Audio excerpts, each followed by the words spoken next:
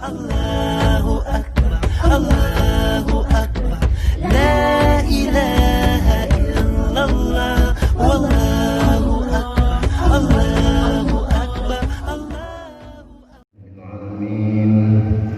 Wassalatu wassalamu ala asyrafil anbiya'i wal mursalin wa ala alihi wa sahbihi ajma'in. Amma ba'd. Bapak Ibu kaum muslimin muslimat jemaah salat subuh Masjid Al-Mu'azzam yang dirahmati Allah Subhanahu wa taala. Marilah kita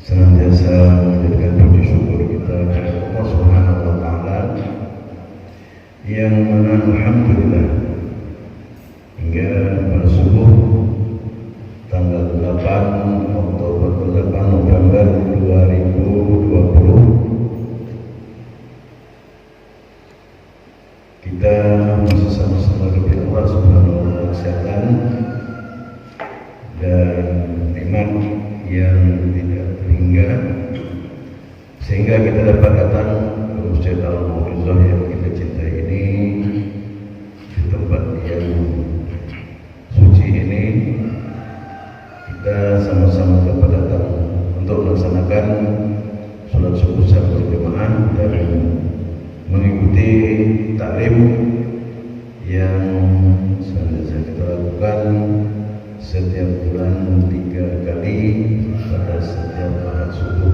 kecuali subuh pertama. Pada kesempatan ini kami selaku pengurus masjid tidak lupa mengaturkan ribuan terima kasih pada ibunda atau bapak yang menyalurkan sedekahnya pada setiap pengajian ini, dan juga kepada saudara Mas Ari Febrianto yang meliput kajian kita ini, sehingga apabila kita terlupa setelah selesai pengajian dapat kita pulang di rumah masing-masing. Baik Bapak Ibu yang dirahmati Allah Subhanahu wa taala, kita lanjutkan dengan kajian kita. Untuk itu Ustaz kita persilakan. Foto.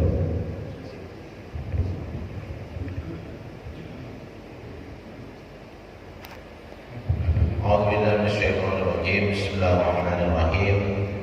Assalamualaikum warahmatullahi wabarakatuh. Alhamdulillah rabbil alamin. Kami ni'matin fadlna ilaina ala wa hiya bi ni'matil iman wal islam bi ni'mati sihhatil farah. Asyhadu an la ilaha illallah wa la syarika lah wa asyhadu anna sayyidana Muhammadan abduhu wa rasuluh arsalahu ila alami kullihi basyiran wa nadhira. Inna Allaha wa malaikatahu yusholluna 'alan nabi ya ayyuhalladzina amanu shallu 'alaihi wa sallimu taslima. Sadaqallahu azim. Alhamdulillah, kita bersyukur kepada Allah pada kesempatan ini, pada kesempatan yang berbahagia ini kita akan membuka pengajian kita kembali di 2 pekan yang pekan kemarin kita alhamdulillah belum ada kajian rutin. Di saat ini alhamdulillah pada pekan kedua ini Allah mempertemukan kita kembali Bapak Ibu jemaah yang kami muliakan. Pribadi yang bersyukur adalah pribadi yang selalu menggunakan waktunya dalam ketaatan kepada Allah Subhanahu wa taala. Maka untuk membuktikan diri kita sebagai hamba Allah, maka kita bisa lihat dari sehari-hari kita, dari lisan kita, perasaan kita, pendengaran, penglihatan, baca indera kita, semuanya apakah taat atau tidak. Maka itu adalah sebagai indikatornya syukur kita kepada Allah Subhanahu wa taala. Dengan kepada Rasulullah sallallahu alaihi wasallam yang tak pernah kita berhenti untuk berselawat kepadanya dengan ucapan Allahumma shalli ala sayyidina Muhammadin wa ala alihi wa sahbihi ajma'in. Ma ba'du. Bapak Ibu jamaah yang kami muliakan, karena ini masih tanggal 22 Rabiul Awal 1442 Hijriah, yang insya Allah kita akan membahas masalah Nabi Sallallahu Alaihi Wasallam. Karena kita sebenarnya sepanjang waktu, setiap saat pasti kita berkaitan dengan Rasulullah Sallallahu Alaihi Wasallam pembahasan kita.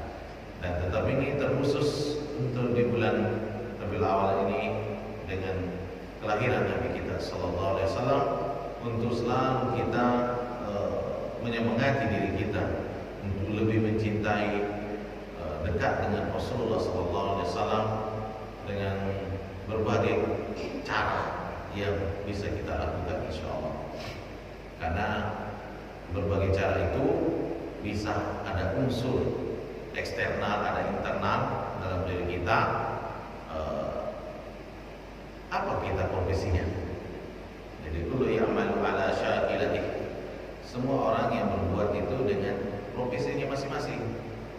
Jadi Mas kameramen ya, abang kita itu mensiarkan dakwah melalui media sosial, dan ketika ada dapat hidayah, itu dapat hidayah, mendengar dan berubah sikapnya, disitulah cahaya Allah masuk ke dalam hatinya, maka berapa pahala dapatnya. Nggak terhitung itu. Itu contoh ya. Dan begitu juga yang membawa sesuatu ke sini dengan itu penyebab salah satunya. Apapun yang bisa kita lakukan, kita tidak berdiam diri.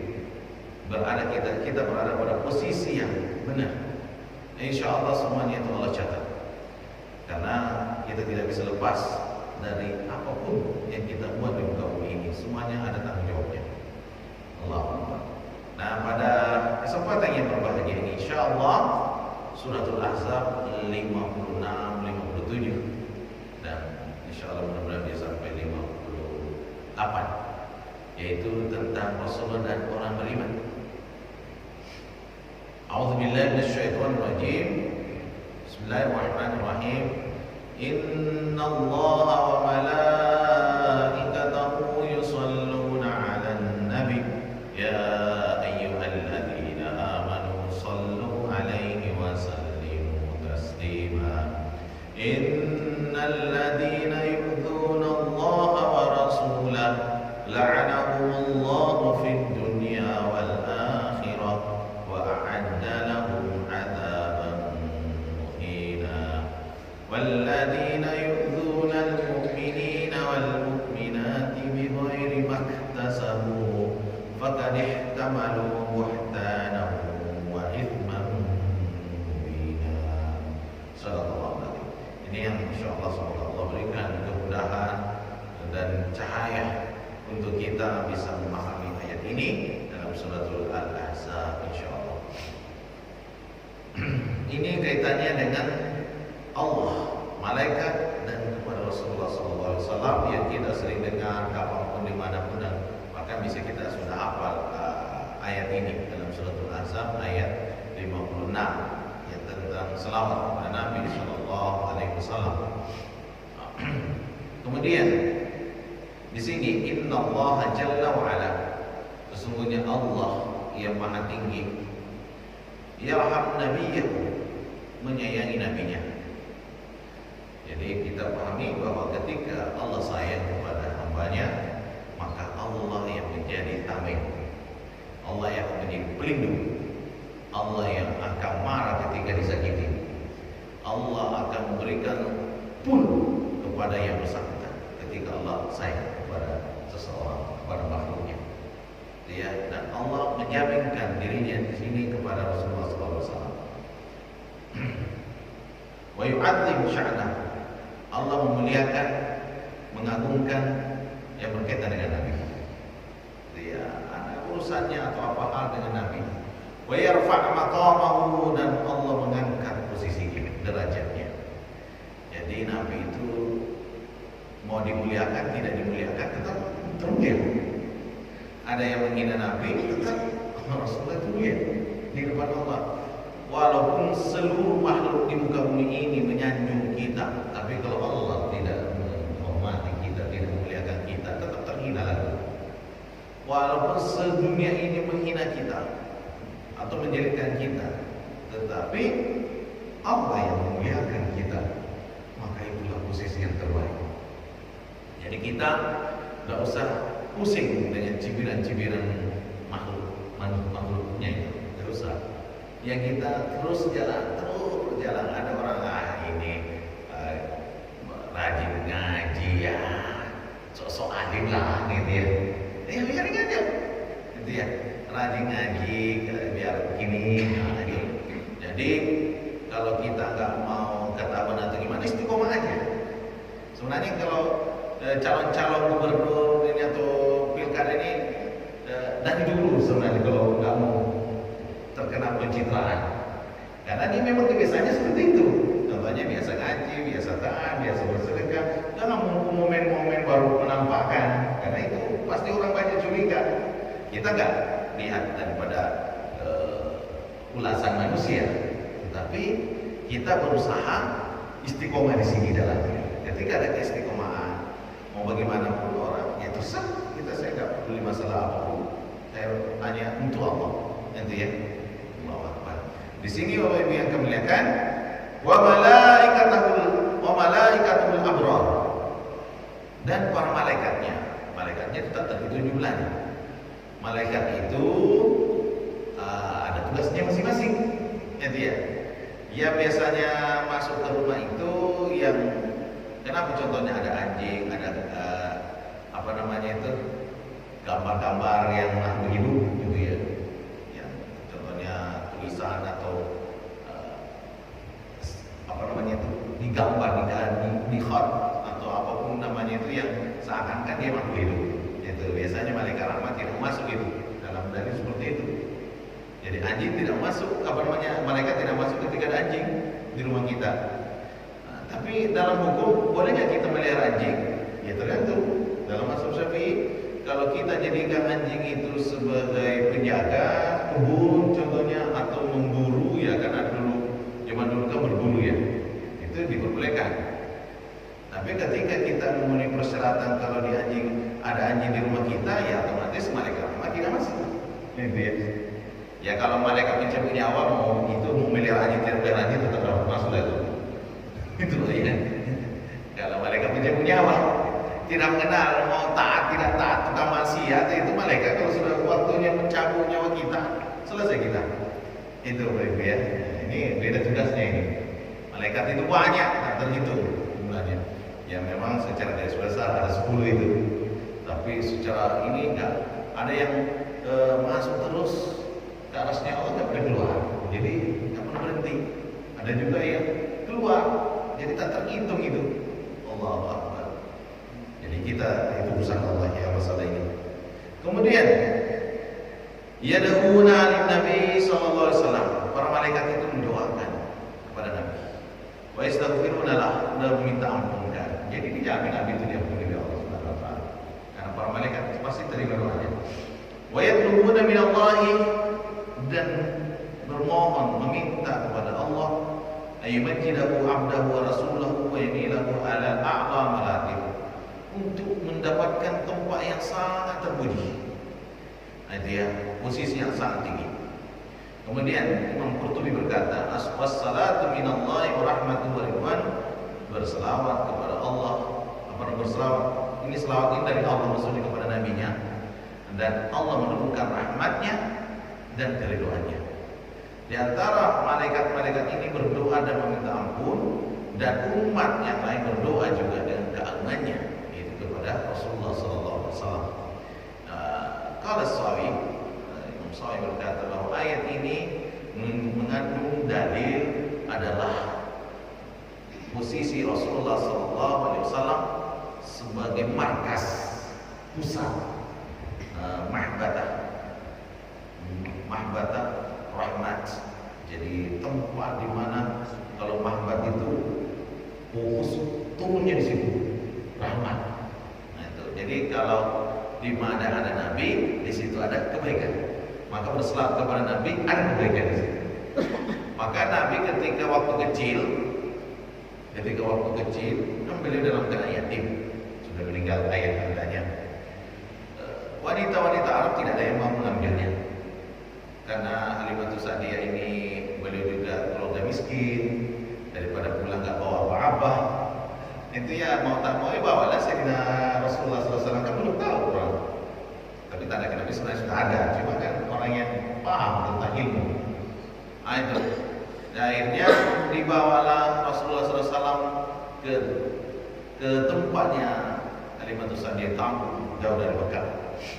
Dan di situ alamnya sangat bersih. Dan daerah beliau sangat gersang, rumput-rumput pada kering, otomatis hewan ternaknya pada kurus-kurus. Tapi apa yang terjadi ketika datang Nabi SAW disusui di sana masih bayi, berbanding terbalik. Rumput yang awalnya menguning, kering, ternyata menjadi hijau, menjadi subur, dan akhirnya hewan ternak Halimatus Sa'diyah dan keluarganya itu jadi pada gemuk, otomatis meningkatkan perekonomian. Itu ya. Jadi kambing-kambingnya dijual, susunya juga dijual, itu ya. Akhirnya jadi makmur keluarga Halimatus Sa'diyah. Ini yang dibawa ini bukan manusia sembarangan ini. Itu ya. Ini sejak kelahiran Nabi sudah mendatangkan keberkahan, mendatangkan rahmat, dan itu sudah tertulis dalam sejarah Siratul Nabawiyah sallallahu alaihi wasallam. Itu. Jadi di mana dibawa Nabi atas nama Nabi, dengan berselawat kepada Nabi, maka rahmat itu akan datang. Itu baik. Jadi siapapun dia, maka kalau kita dengar selawat nyaman perasaan itu, gembira itu. Kalau kita sekarang memperingati Maulid dan sekarang memperingati Maulid itu juga, masya Allah perjuangannya luar biasa itu. Izin-izinnya harus ini, itu udah bagian. Itu contoh, luar biasa. Dan kita bagaimana mengenal Nabi kita kalau kita nggak belajar sejarahnya? Dan salah satunya adalah dalam peringatan Maulid. Ya kita ambil inti-intinya. Ternyata untuk membangkitkan umat Islam itu adalah harus mengenal Nabinya. Siapa? Rasulullah. Dan itulah yang dilakukan oleh Salahuddin Al-Ayyubi. Membangkitkan umat Islam pada waktu itu, membuka kota Palestina adalah mengenal Nabi kita sallallahu alaihi wasallam. Maka jemaah-jemaah haji yang berhaji pada waktu itu dikasih semua. Yang karena sebelumnya diadakan pertandingan penulisan sejarah Nabi, yaitu yang menjadi pemenang Imam Ja'far Al-Barzanji. Itulah yang sampai sekarang ini dibaca. Jadi itu sejarah. Jadi kalau untuk membangkitkan umat Islam itu kenali Nabinya, kenali Al-Quran, maka umat Islam bangkit. Nah sekarang itu dipretelin agama kita itu dengan berbagai lini. Dari pengajian bisa dipretelin, ya sahabat keturunan Nabi dijelek-jelekan. Kemudian di perguruan tinggi tidak mempelajari secara baik Siratul Nabawiyah. Ya bolehlah kita masuk ke UIN lah. UIN kan Universitas Islam. Itu apakah betul-betul mempelajari sejarah Nabi sampai tingkat doktor? Apakah betul-betul mengenal Nabinya? Kalau pada mereka kenal Nabinya pasti akan berjuang karena Allah itu. Nah kita dibawa otak kita itu jadi sekuler dengan pendidikan yang ada hari ini. Itu loh baik. Tidak ada ruh untuk membela agama Allah. Bahkan menyakiti Nabi pun tidak ada gira untuk tersinggung itu. Jadi sudah mati sebelah itu, atau hampir mati kalau itu. Mayat hidup jalan-jalan. Nah gitu Bapak Ibu ya. Kenapa? Inilah yang dirusak hari ini. Nah ternyata membuka kota Palestina yang dilakukan oleh Salahuddin Al-Ayyubi seperti itu adalah mengenalkan Nabinya. Itu atau membangkitkan umat Islam. Sudah dikasih tahu caranya. Sejarah sudah tertulis di situ. Tinggal kita bagaimana sikap kita hari ini. Itu Bapak Ibu. Jadi sekolah-sekolah di mana kita harus belajar kembali pada Siratul Nabawiyah itu. Banyak Siratul Nabawiyah dan akhlaknya Rasulullah Al-Quran pertama. Kemudian kita belajar ada Siratul Ibnu Hisham, ada Siratul Ibnu Maktum. Itu adalah semuanya Siratul Nabawiyah yang kita bisa lihat ada terjemahan-terjemahan macam-macam untuk membangkitkan bagaimana gila sebagai umat Islam. Itu mengenali Nabinya sallallahu alaihi wasallam. Kita mengenali. Maka jemaah haji Indonesia itu yang rata-rata yang melawan Belanda itu orang yang pergi ke tanah suci Mekah. Dan ternyata orang dulu kalau pergi ke tanah suci Mekah itu bukan haji doang, tapi pergi belajar juga ternyata orang Indonesia itu, khususnya orang kita dari Jawa. Maka terkenal sekali itu dengan Javanese gitu ya, orang Jawa kan, menjubo gitu ya. Pergi belajar menuntut ilmu ke sana. Akhirnya ini yang ketika balik yang paling mengkristal, yang paling hebat melawan Belanda ini, maka perlu dikasih merek. Apa mereknya? Haji, Haja. Nah, maka sebenarnya image-nya Haji itu jelek di mata Belanda itu, karena itu musuh radikal. Tapi kalau sekarang ini terhormat Haji. Tapi di mata Belanda itu harus dikasih merek itu Haji itu. Dan pelawak yang melawan Belanda, menyusahkan Belanda itu adalah jemaah haji. Maka perlu dikasih merek haji-haji gitu. Itu sejarah. Itu ya. Jadi kaum radikal yang dianggap oleh Belanda hari ini adalah orang yang gigi mempertahankan agamanya. Maka hari ini orang yang mau mempersatukan umat Islam di Indonesia, yang tidak supaya tidak roboh kita ini dianggap kaum radikal. Itu loh. Inilah yang terjadi. Maka perlu Bapak Ibu kita belajar dengan sejarah. Maka kita kembali Bapak Ibu melihat Rasulullah sallallahu alaihi wasallam, wa afdalul awwalin wal akhirin, Nabi itu lebih utama di awal dan di akhir. Semua makhluk Allah. Allahu akbar. Kemudian ala itlaq, secara mutlak. Inna salata minallahi ala nabi, sesungguhnya selawat Allah kepada nabinya. Itu artinya itu memberikan keselamatan kepada nabinya, itu kasih sayangnya. Kemudian rahmatuhu makarunah bitta'zim. Rahmatnya Allah kepada nabinya itu dengan keagungan. Jadi dipasangkan dengan keagungan. Jadi bisa saja dapat rahmat, tapi belum tentu agung. Tapi kalau sudah diagungkan ya tinggi lagi. Itulah Rasulullah sallallahu alaihi wasallam. Kemudian wa minallahi ala ghairi nabi mutlak, dari Allah dan selain daripada nabi bisa juga dapat rahmat Allah. Itu ya. Walladzi yusalli alaikum wa malaikatuh. Jadi di sini ada dia berselawat atas kalian, kemudian ada malaikatnya. Nah itu. Fadl, lihatlah farqu bainas salataini wa fadlu bainal maqamaini. Bidzalika sara man rahman. Lihat kita bahwa perbedaan di sini ada dua salat. Ibadah kita salat ya 5 waktu. Itu namanya. Dan kita juga berselawat kepada Rasulullah. Ini kan kata-katanya mirip. Salat, salawat. Betul namanya. Nah itu dari kata sodam, itu semuanya satu akar kata. Itu kalau dilakukan di antara dua posisi ini, berselawat kepada Nabi dan sholat 5 waktu contohnya, itu apa yang terjadi? Maka akan datanglah disitulah sumber rahmat akan muncul. Artinya masjid ini kalau sudah selalu jadikan posisi tempat kebaikan, tempat sholat, tempat berselawat kepada Nabi, maka rahmat itu akan menjadi seperti sumur mata air muncul. Itu aja. Luar biasa ya. Maka di mana ada ketaatan, disitulah rahmat Allah. Maka di mana ada zikir, kumpulan itu, maka itulah tanda-tanda surga. Ya, ya. Kalau kemaksiatan dilakukan, maka kaburlah para malaikat, maka kering tempat itu. Itu artinya. Jadi kalau mau tempatnya bagus, ya bawa Nabi di situ. Maksudnya bukan nabinya niat di situ. Artinya ajaran Rasulullah itu ya, berselawat di situ, dengan sholat di situ, insya Allah akan menjadi tumbuh berkembangnya di situ. Allah. Kemudian, Mama ba'ut tajalliyat. Disitulah apa namanya, cahaya Allah. Kalau tajalli itu ada rasa cinta muncul. Nanti tajalli namanya. Karena kalau ilmu tasawuf itu namanya ada tahalli, ada tahalli, ada tajalli. Itu posisi untuk memperbaiki diri, 3 proses itu. Tahalli tanggal kemaksiat, kosongkan. Artinya tanggal kemaksiat. Tahalli isi kebaikan.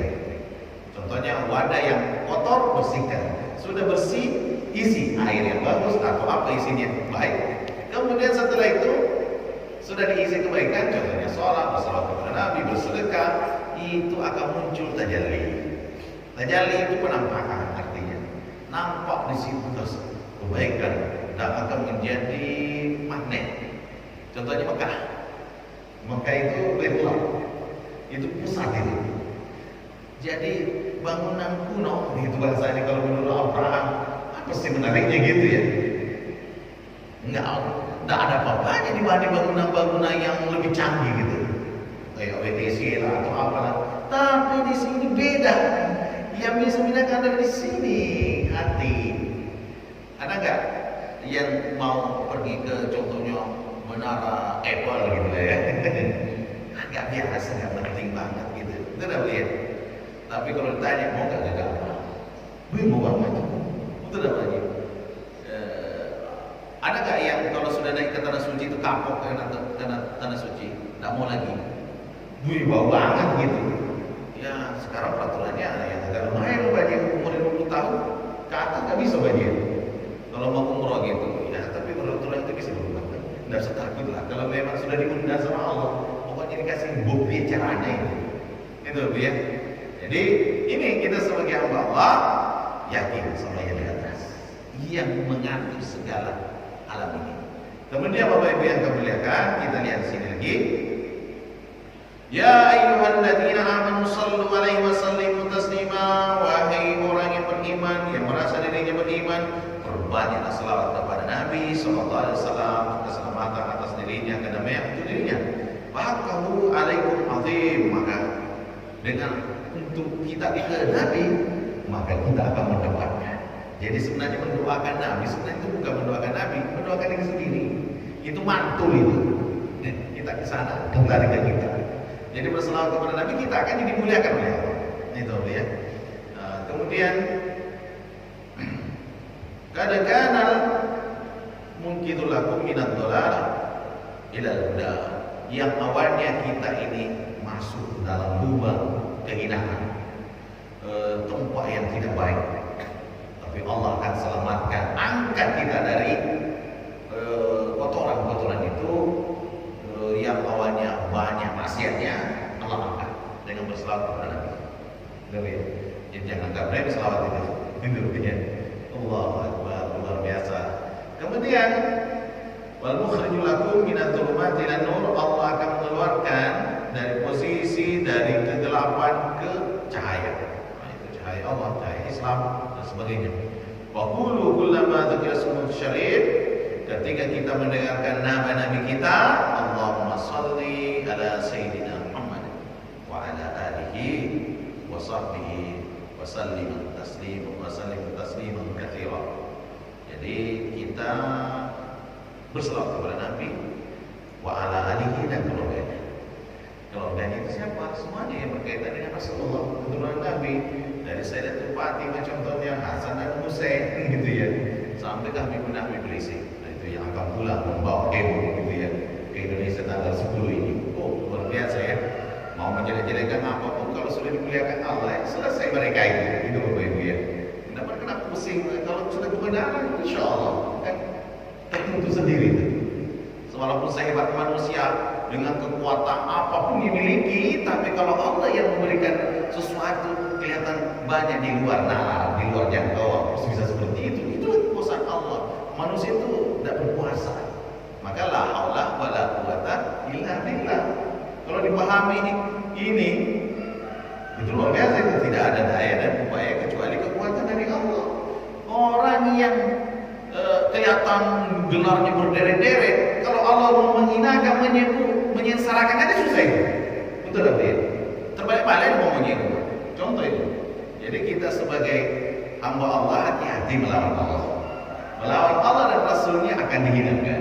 Dihinakan Bapak Ibu. Alhamdulillah. Siapapun tidak ada yang pintar di luar Allah, tidak ada yang hebat. Kalau Allah sudah mau mengangkat, terangkat. Allah mau menghinakan, terhinalah Bapak Ibu. Jadi kita nggak usah melawan arus dalam masanya itu. Melawan arus dari Allah itu pusing sendiri, itu rusak sendiri, terhina sendiri. Itu Bapak Ibu. Allahu Akbar. Di sini Al-Quran yang menjadi pedoman untuk kita. Kemudian Bapak Ibu yang kami muliakan, berikutnya di sini dari Ka'ab bin Ujrah, "Kunna ya Rasulullah," kami berkata kepada Rasulullah, "Qad arifna taslim alaika fa kaifa salatu alaika." Kami mengenal dengan istilahnya untuk keselamatan atas engkau. Bagaimana berselawat kepadamu? Maka Nabi mengajarkan, Allahumma sholli ala Muhammad. Bismillah. Allahumma sholli ala Sayyidina Muhammad wa ala ali Muhammad kama shallaita ala Ibrahim, seperti tahiyat itu ya. Nah, itu yang Rasulullah ajarkan. Itu. Kemudian berikutnya ini dalam kitab Shawi, Asyidus Shawi. Al-hadis qala Shawi, hikmah selawat kepada Nabi dan malaikatnya dan orang beriman adalah kepada Nabi, pemuliaan, kemudian kita mengikuti Allah dan sholat, kita sholat. Nah itu ya. Wa mukafatul ibadi huquqi alal haq al-khalq. Nah, kita melakukan ada balasan sebagian hak di sini terhadap makhluknya, karena perantara di sini adalah semuanya adalah minggu nikmati wasallam. Dengan berselawat kepada Nabi itu ada setiap nikmat bisa sampai ke kita. Jadi kalau kita berdoa memuji Allah, selawat kepada Nabi, tidak bisa sampai doa kita kalau tidak ada itu.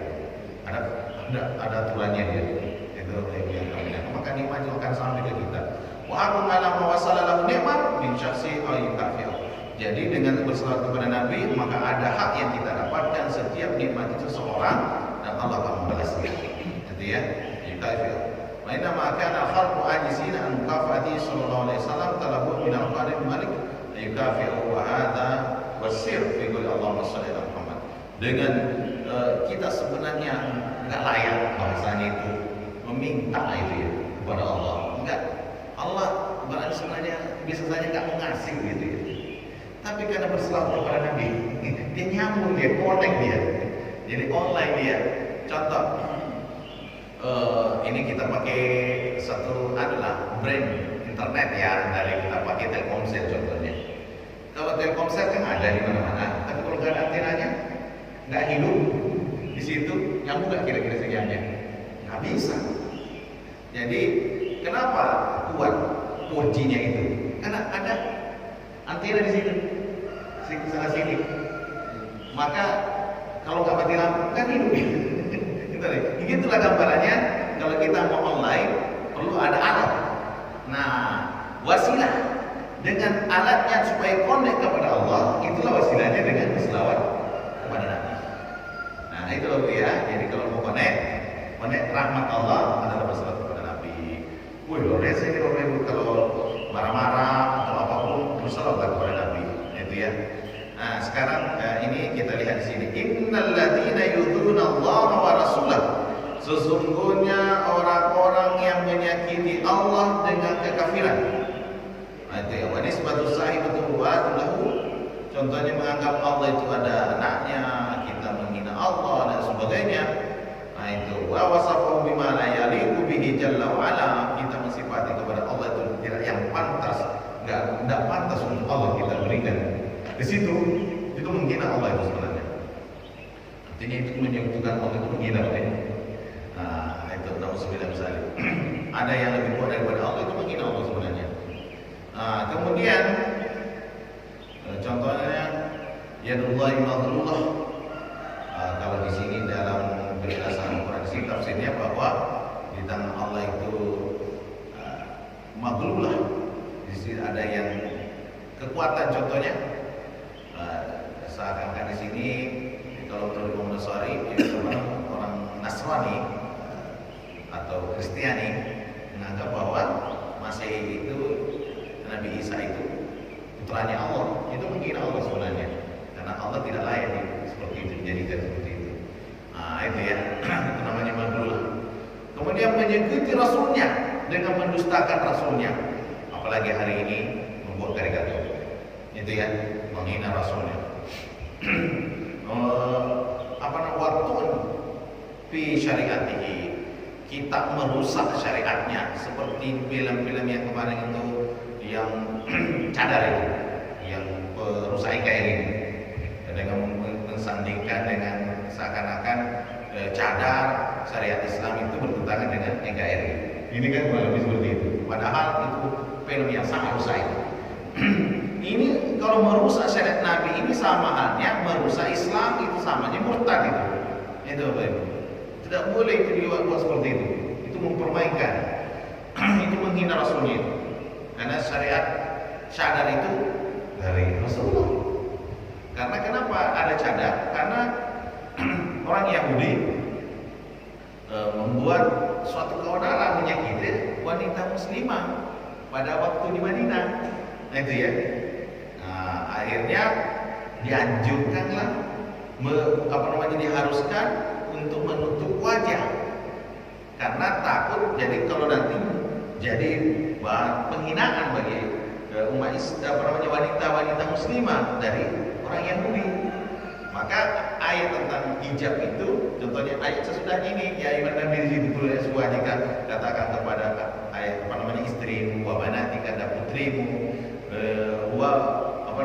wanisa'il ini, jadi orang-orang yang beriman, orang-orang yang wanita-wanita muslimah, untuk yudnina alaihinna min jalabibihinna. Ini masalah jilbab, menutup aurat, jangan sampai mengundang. Karena itu perintah Allah, itu tentang hijab. Nah, cadar juga dalam hadisnya juga diharuskan, maka dalam mazhab Syafi'i itu menjadi wajib. Gitu ya, wajib itu dalam mazhab Syafi'i itu cadar itu ya. Maka ada aurat dalam sholat, ada aurat di luar sholat. Gitu ya. Aurat di dalam sholat ya itu seluruh tubuh wanita itu aurat kecuali wajah dan tangannya sampai pergelangannya. Itu lihat yang lain itu aurat semua. Tapi ketika di luar sholat, berbeda sini lagi. Ada yang mengaplikasikan seperti sholat, ada yang mengaplikasikan itu seluruh tubuhnya. Itu ya. Nah itu jadi masalah hijab itu luar biasa. Bahkan suara wanita itu pun tergantung menurut mazhab Hanafi, suara wanita itu aurat karena bisa mengundang. Maka kalau di dalam mazhab Hanafi itu, di mana negara melakukan itu, mazhab Hanafi itu biasanya nggak ada musabaqah tilawatil Quran untuk perempuan. Maka nggak ada pertandingan. Ada kayak di Pakistan itu, udah ada itu. Tapi di Indonesia itu mazhab Syafi'i suara wanita itu bukan aurat, tergantung. Kalau mendayu-dayu, mengundang itu aurat. Tapi kalau hanya sekedar baca surah Yasin, itu ya. Ada nggak laki-laki yang bersyahwat gitu? Itu ya. Ini tergantung masalah ini. Maka kita perlu memahami di sini. Nah, kemudian wal istihza'u bi dakwatihi, dengan mengucapkan seperti dakwah sekarang, mempublikasikan, menjelekkan Nabi, ya kayak karikatur atau apapun, maka apa yang terjadi? Ini adalah turunan Ibnu Abbas berkata, turun ayat ini adalah orang-orang yang menghina Rasulullah sallallahu alaihi wasallam, contohnya menjadikan contohnya Sofiyah bintu Hayy, contohnya Nabi kan menikahi mantan budaknya ya, dari anaknya yang anak angkat itu, siapa namanya itu, Zaid, kan itu aib.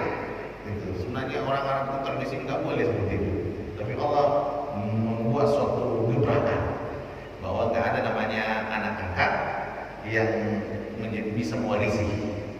Karena itu untuk menghilangkan.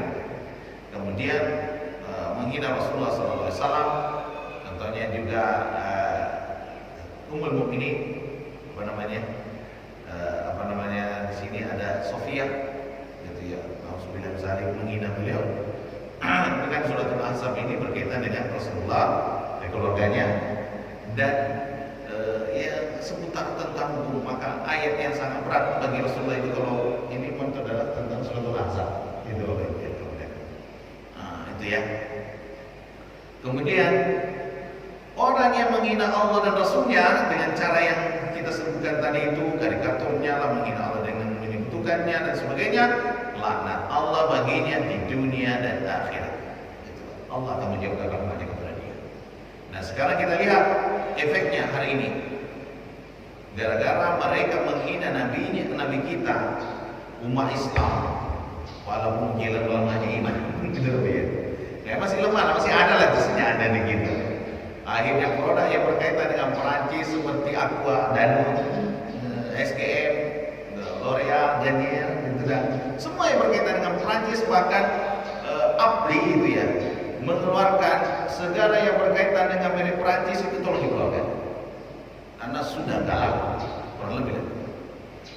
Jadi kebangkrutan yang dialami oleh pengusaha-pengusaha yang berafiliasi dengan Prancis, contohnya Carrefour, itu, ya Carrefour terkenal, itu ya. Ini Carrefour kayaknya ada juga di Eropa ya, ya bukan Transmart itu, beda. Nah, tapi ada kita juga Carrefour itu baik. Nah, itu.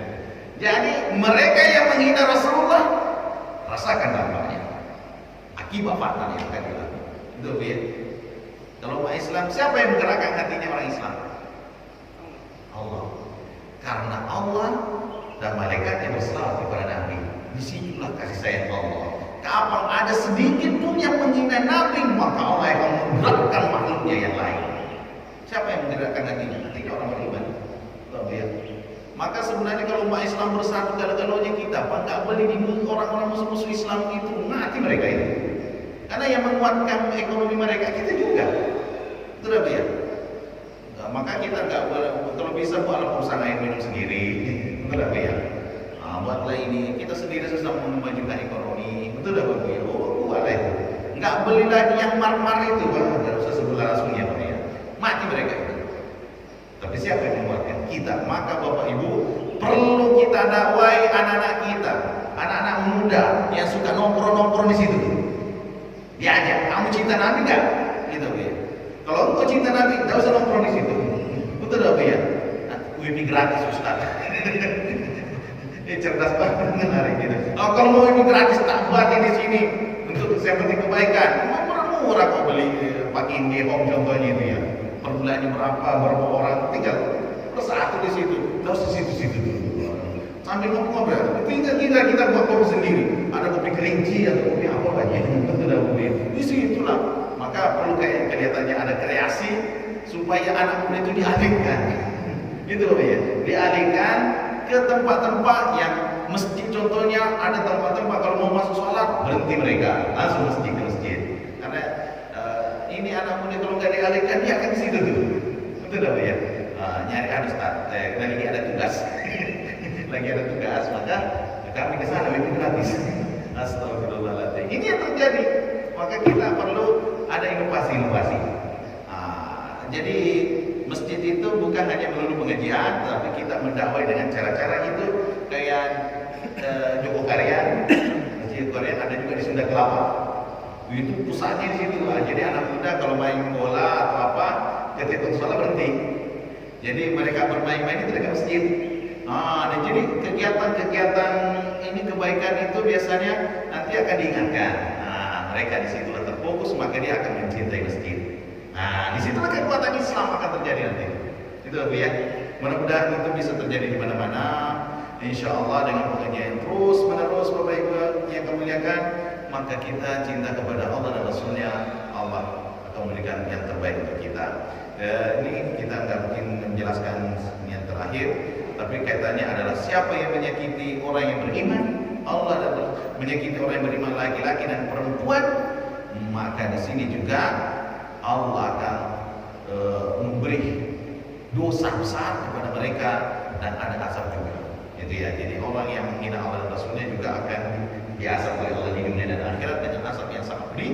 Begitu juga orang yang beriman disakiti, maka yang membela adalah Allah Subhanahu wa taala. Maka orang yang menyakiti orang yang beriman itu sama hanya mendapatkan membawa dosa yang gede. Itu ya. Maka saudara muslim tidak boleh membuat film yang membuat sesuatu menyakiti umat Islam. Contohnya cadar, misi kiainya yang provokasinya ini harus tobat. Itu loh ya, yang aku dirinya kiai. Itu loh ya. Jangan membuat kegaduhan persatuan umat Islam. Itu loh ya. Jadi saatnya para ulama mengajak, ayo kita bersatu. Apapun organisasi kalian, apapun mau NU, Muhammadiyah, Jamaah Tabligh, Salafi, Persis, Tarbiyah, bersatu.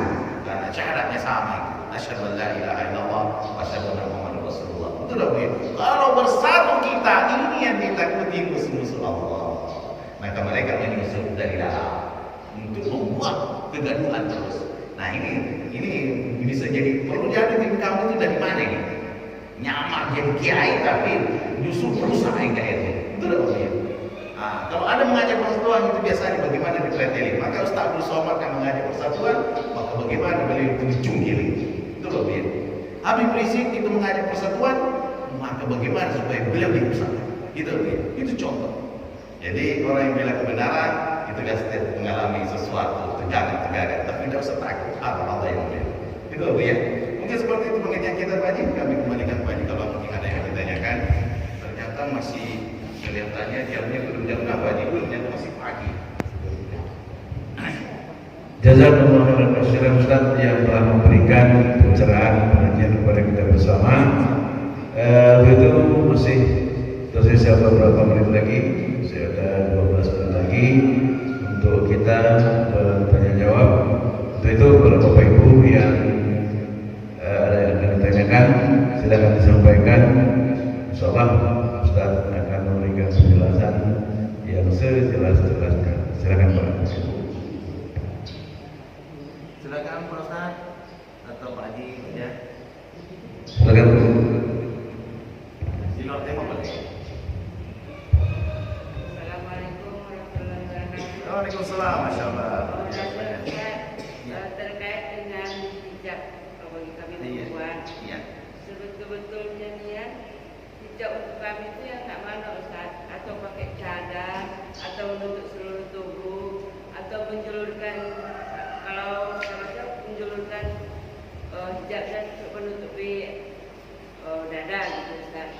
Sebetulnya menurut Islamnya itu apa cadar itu wajib bagi kami atau itu bagaimana Ustaz? Iya. Terima kasih Ustaz. Sama-sama banyak. Baik, dasar pertanyaannya banyak.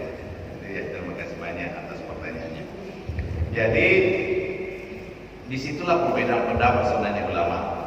Jadi contohnya Imam Syafi'i memberikan pemahaman kepada kita karena ayat tentang hijab itu ada dalam surat An-Nur, berdiri buka, itu ya.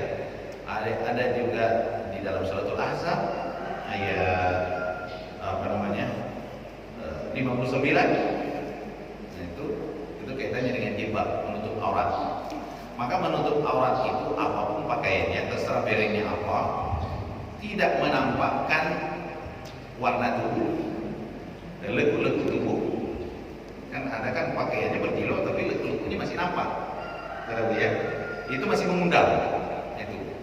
Nah, maka ketika itu pakaian itu membuat contohnya lawan jenisnya, karena kadang kalau orang saking cantik bulu matanya pun cantik, itu udah banyak.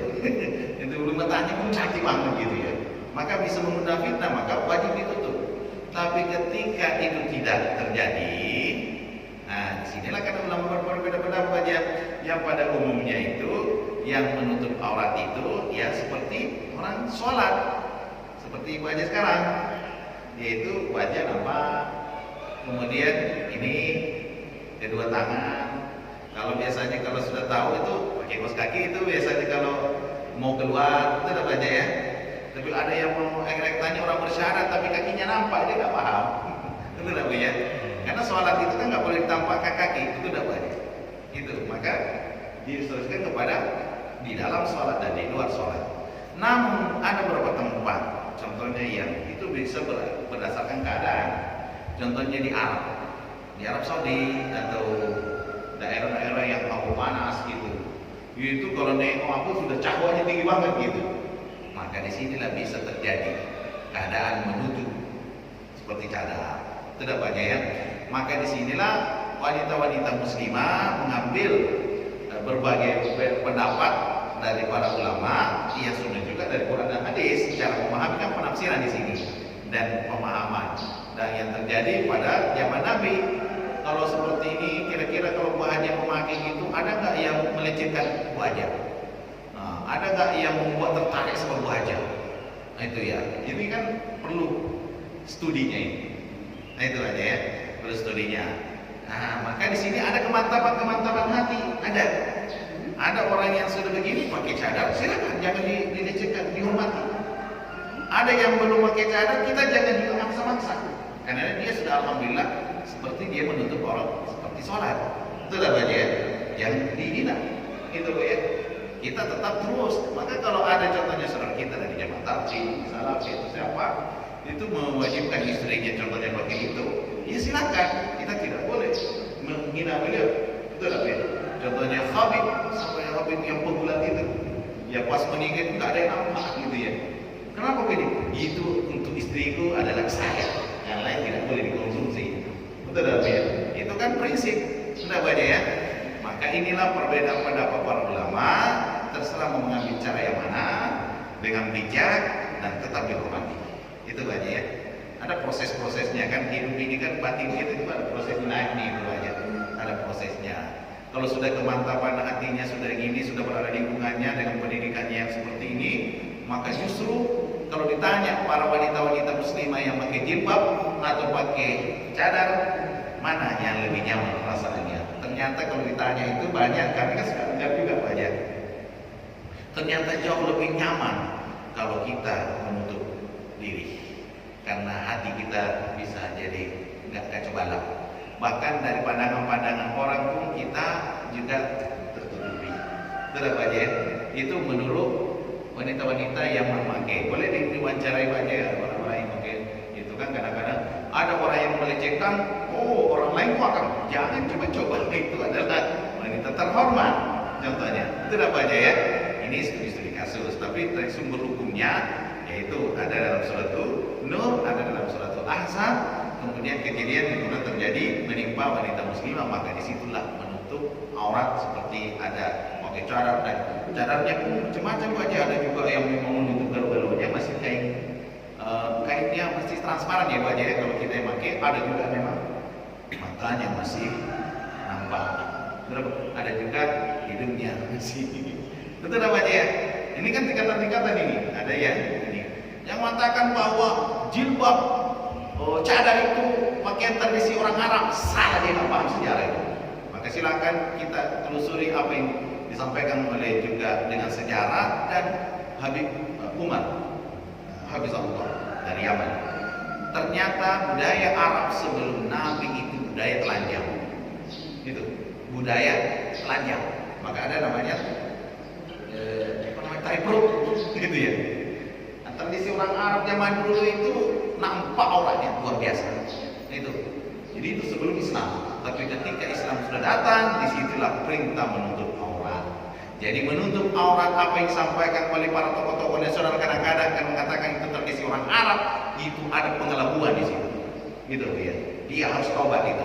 Kalau enggak taubat sudah mati, nanti terjadi dengan Allah yang bertanggung jawab. Hati-hati dengan statement yang berbahaya. Itu akan menjadi tanggung jawab nanti dari kelak. Itu Pak ya. Kan ada juga itu tokoh-tokoh di Indonesia mengatakan bahwa jilbab, cadar itu tradisi Arab. Itu dari itu perusak sejarah. Gitu ya. Dia harus bertanggung jawab dengan Allah.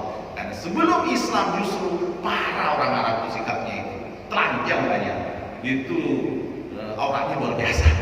Tapi ketika di Madinah Islam sudah muncul, maka disitulah terjadi menutup aurat. Jadi bukan tradisi, tapi itu syariat. Beda, ya, bedakan syariat dengan tradisi ya. Itu ya. Ini harus paham sejarah ya. Supaya Bapak Ibu jangan menyalahkan, melecehkan saudara kita kalau mau pakai. Kalau tidak pakai, jangan juga nih, kamu belum sempurna iman. Itu dah ya. Nah, juga jangan berkata, aku belum berjilbab karena hatiku belum berjilbab. Ada juga yang macam gitu ya. Nah itu lain versi jilbab, lain versi mana masalah hati. Masalah hati itu bengkel hati. Itu lagi tazkiyah. Tapi syariat sebisa mungkin kita melakukan yang kita mau melakukan. Itu dah baca ya. Itu silakan tahap-tahapnya Pak jadi pahami. Seperti itu aja. Pak Haji ada juga. Oh, Pak Ustaz kita ini. Silakan Pak Ustaz. Assalamualaikum warahmatullahi wabarakatuh. Waalaikumsalam warahmatullahi wabarakatuh. Pertanyaan saya yang pertama, memang cadar itu bukan untuk yang cantik saja. Mungkin kan orang kalau dia enggak membuat orang bernafsu atau tergoda, Iya. apakah memang juga bukan untuk yang cantik saja? Nanti kalau yang cantik saja kan tidak adil. Oh iya. Berarti yang pakai cadar cantik ini. Berarti yang enggak pakai cadar jelek. Iya. Jadi nanti ada ketidakadilan. Apakah juga bisa dipandang seperti itu? Oh iya. Yang kedua, corona ini mungkin melatih pakai cadar. Jangan pakai masker ya. Pakai masker, sudah terbiasa pakai masker. Jadi kita harus berterima kasih pada corona. Iya, itu kalau dilakukan pakai cadar itu ya nggak apa-apa. Pertanyaan saya apakah seperti itu hikmahnya? Siap, Masya Allah. Pak Ustaz kita ini bagus bicara analisa sosial ya. Itu dah Ustaz ya, bagus. Jadi yang pertama, apakah harus cantik? Dengan tidak, maka di sini sebenarnya kemantapan hati sebenarnya. Ustaz. Itu tadi. Maka bila terjadi fitnah atau gimana, mau cantik karena orang cantik itu tidak bisa kita mengatakan itu cantik itu menurut versi satu orang. Orang Afrika yang cantik itu orang hitam. Betul ya? Saya tanya itu, wahai ya akhi, ayu imra'atin satunkibha insyaallah. Imra'ati Afrika sauda. Itu jadi begitu. Wanita Afrika yang kelam hitam itu yang saya suka. Padahal orang Syam itu, orang Syria itu kayak artis-artis semua itu, cantik gitu. Jadi sampai bilang orang Syria itu, orang Syam, kalau pergi ke pasar 10 orang yang cantik 20. Kok bisa? Bayangannya cantik juga. Karena susah mencari orang yang tidak cantik di sana. Tapi mereka tidak mau. Artinya cantik itu kita tidak bisa dalam satu unsur. Betul Ustaz ya? Maka disitulah alhamdulillah laku galunya. Itu laku semuanya. Jadi kalau memang sudah kemantapan hatinya begini, dia sudah belajar begini, silakan. Tidak Ustaz ya? Kita tidak boleh memaksa ini. Tapi standarnya itu ya seperti standar sholat yang punya jumhur ulama. Itu Pak ya. Tapi ada pendapat salah satu Imam Syafi'i adalah cadar itu wajib. Jadi ya kita tidak boleh mengindahkan masalah itu. Itu Ustaz ya. Kemudian yang kedua, hikmah daripada itu ada corona. Jadi ada, kita biasa melihat di media sosial itu lucu-lucu Pak ya. Jadi ada yang nyumbang, ini sumbangan corona. Maka terima kasih banyak corona karena kita menyumbang semoga panjang umur. Waduh, terpuji tadi. Itu jadi kita juga berterima kasih kepada corona, gara-gara corona yang dulu selalu menampakkan orangnya muka, akhirnya mau tak mau pakai ini kan, akhirnya harus berterima kasih sama corona. Tapi masalah juga jadinya. Betul apa ya? Tapi anekdot lucu, tapi kelihatannya masuk akal juga itu. Betul Ustaz ya? Betul apa ya? Allahu Akbar. Jadi itu kemantapan hati, corona itu pasti itu bagian daripada hikmah dari Allah Subhanahu wa taala supaya kita mentadabburinya. Jangan disalahkan apa. Rabbana ma khalaqta hadza batila. Itu kan ada dalam Quran. Ya Tuhan kami ya Allah, Engkau tidak menciptakan sesuatu itu batil. Semuanya ada hikmahnya. Betul. Jadi nggak ada yang masalah Pak Haji Ustaz ya, nggak ada. Tinggal cara menanggapinya di kita. Sudah cukup atau masih ada Pak Haji? Oh, tambah lagi banyak kita. Baru ingat Ustaz, saya pernah baca laki-laki itu kalau sholat tidak boleh pakai penutup. Betul. Bagaimana kan kami wanita Ustaz, boleh kami Pakai cadar atau gimana? Pakai masker. Masker atau gimana? Bagaimana hukumnya? Nah, Ya. Ya, betul itu. Sering ditanyakan ini. Jadi pakai masker penutup wajah itu sebenarnya dalam hukum sholat normal tidak boleh. Itu ya, makruh hukumnya. Normal sholat itu jangan pakai masker, jangan ini. Tapi karena keadaan yang membuat seperti ini, para ulama memberikan solusi. Ya silakan. Bahkan kalau sholat berjamaah tidak boleh diregahkan. Itu setan itu masuk dalam itu. Sekarang setan kalau jadi banyak kita ini. Nah, itu simpul salah sudah hilang gitu ya. Jadi makanya sekarang di masjid-masjid itu sudah berversi-versi di Jambi ini. Ada yang masih salah ala corona, silang merah. Sebenarnya mana yang terenak ya? Tergantung situasi. Kalau saya dalam hati ini saya tidak ada kedustaan dalam hati saya ini, saya senangnya seperti ini. Karena kalau sudah image-nya corona, aduh, saling mencurigai rasanya. Ini corona. Betul tak ya? Nah kan tergantung versi-versinya, saya nggak boleh nyalain, gitu ya. Kalau di situ ya ikut di situ. Betul tak ya? Ini kan itu yang terjadi. Gitu. Jadi Allahu Akbar. Semuanya tidak ada masalah, kita tinggal belajar ini. Itu dah banyak ya. Jadi baca tinggal melihat diri aja bapaknya mana yang terbaik ini keadaan. Tapi kalau normal, baca juga hukumnya tidak boleh pakai cadar kalau lagi sholat. Jadi makruhkan para ulama. Itu yang lebih ditinggalkan. Contohnya kalau pergi berhaji kan orang kan seperti orang sholat itu pergi tawaf, maka juga harus dibuka cadarnya. Itu dah wajib kalau lagi makruh hukumnya memakai cadar dalam keadaan berihram. Karena itu hukumnya wajib. Sama dengan sholat, tidak boleh menutup ini. Tapi karena keadaan ini yang membuat jadinya mau tak mau pakai. Nah, maka saya tidak boleh menyalahkan orang yang pakai ini. Tapi kalau mau orang terasa nyaman-nyamannya ya, karena syarat untuk sholat itu sujud itu yang harus tersentuh 7 anggota tubuh. Itu dah wajib. Ini kedua tangan, kemudian wajah ini sama ini. Tetapi itu harus tersentuh dengan di lantai itu, bukan tempat yang pakai kita pakai. Kemudian lutut 2, kemudian kaki 2. Nah itu 7 anggota tubuh itu semuanya. Itu ada wajah ya. Nah itu kalau normalnya jangan ditutup wajah. Itu ada wajah ya. Kalau tidak normal lagi caranya. Namanya darurat. Allah SWT. Mungkin sudah cukup aja wajah. Lebih dan kurangnya mohon dimaafkan. Semoga semuanya Bapak Ibu yang kami lihat kita sama-sama belajar. Bukan membenarkan diri kita di sini, tapi sama-sama belajar. Mudah-mudahan dengan belajar kita mengenal lebih baik dengan Islam, maka kita mendapatkan insya Allah rahmat Allah. Itu ya. Mudah-mudahan masjid Muizzah ini menjadi masjid tempat kita mendapatkan nasihat. Itu ya. Disinilah sumber-sumber rahmat dari Allah. Itu ya. Amin ya rabbal alamin. Alhamdulillah wa syukurillah. Alhamdulillah rabbil alamin hamdan hamidin hamdan yuwafi ni'amahu wa yukafi mazidah. Ya Rabbana lakal hamd kama yanbaghi li jalali wajhika wal 'azimi sultanik. Allahumma shalli ala sayyidina Muhammad salatan wa salaman daiman mutalazimin ila yaumiddin. Allahumma jam'ana jam'an marhuma wa tafarraqna min ba'dihi tafarruqan ma'suma. Barik Allahumma lana fi hayatina wa ma'ishatina ya Allah. Ya Allah ya Karim, ampunilah segala dosa kami ya Allah. Jadikanlah ya Allah hamba ini lebih mencintai Nabi-Mu daripada diri kami, keluarga kami dan manusia seluruhnya. Dan begitulah yang diabadikan dalam Sahih Bukhari ya Allah. Semoga kami Allah bagian, walaupun kami lemah imannya, tapi masih ada giroh untuk mencintai Nabi-Mu ya Allah. Kami tidak berkaitan dengan orang yang musuhi-Mu ya Allah dan Nabi-Mu ya Allah. Ya Allah, semoga itu menjadi persaksian dan tidak hari kiamat ya Allah. Semoga wanita-wanita muslimah yang ada dijaga oleh ya Allah. Keluarga kami dijaga ya Allah. Semoga kami mencintai Nabi-Mu ya Allah dan keturunan Nabi-Mu ya Allah. Para abarik, para syarif, para syarif ya Allah. Semoga kami adalah bagian orang yang mencintai karena-Mu ya Allah. Allahumma taqabbal minna innaka antas samiul alim ni'mal maula wa ni'man nasir.